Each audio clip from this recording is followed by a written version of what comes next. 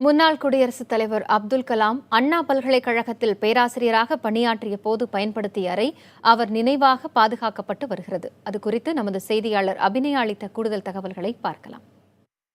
முன்னாள் குடியரசுத் தலைவர் ஏபிஜே அப்துல் கலாம் பல பரிமாணங்களை கொண்டிருக்கிறார். அப்படியாக இருந்தாலும் கூட தன்னை ஒரு ஆசிரியராக நினைவில் கொள்ள வேண்டும் என்பதே தன்னுடைய ஆசை என்றும் தெரிவித்திருக்கிறார். அப்படி அவரை ஆசிரியராக நினைவில் கொள்ளக்கூடிய இடங்களில் பல இருக்கின்றன. ஏனெனில் அவர் குடியரசுத் தலைவராக இருந்த பிறகு பல்வேறு கல்வி நிறுவனங்களில் அவர் கௌரவ பேராசிரியராக பணியாற்றியிருக்கிறார். அப்படி அண்ணா பல்கலைக்கழக கிண்டி வளாகத்தில் பணியாற்றிய போது அவருக்காக ஒதுக்கப்பட்ட அறையில் தான் நாம் இருக்கிறோம். இந்த அறை அவர் இங்கு பணியாற்றிய போது அவருக்கென்று பிரத்யேகமாக ஒதுக்கப்பட்ட ஒரு அறையாக இருக்கிறது. இங்கு இருக்கக்கூடிய ஒவ்வொரு பொருளும் அவர் பயன்படுத்திய பொருளாக இருக்கிறது.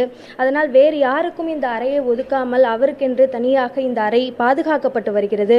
அவர் பயன்படுத்திய ஒவ்வொரு பொருளும் இங்கு பாதுகாக்கப்பட்டு வருகிறது. இந்த இடத்தில் பார்க்கும் பொழுது அவர் பயன்படுத்திய காலணிகள், நோட்டு புத்தகங்கள், அது மட்டுமின்றி அவருக்காக மற்றவர்கள், மாணவர்களும் சரி, பல தரப்பினரும் அவருக்கு அளித்த பரிசுகளும் சரி, அனைத்துமே அடுக்கி வைத்து பாதுகாக்கப்பட்டு வருகிறது. அவர் அண்ணா பல்கலைக்கழக கிண்டி வளாகத்தில் ஏரோஸ்பேஸ் இன்ஜினியரிங், டெக்னாலஜி உள்ளிட்ட பல்வேறு படிப்புகளை மாணவர்களுக்கு கற்பித்திருக்கிறார்.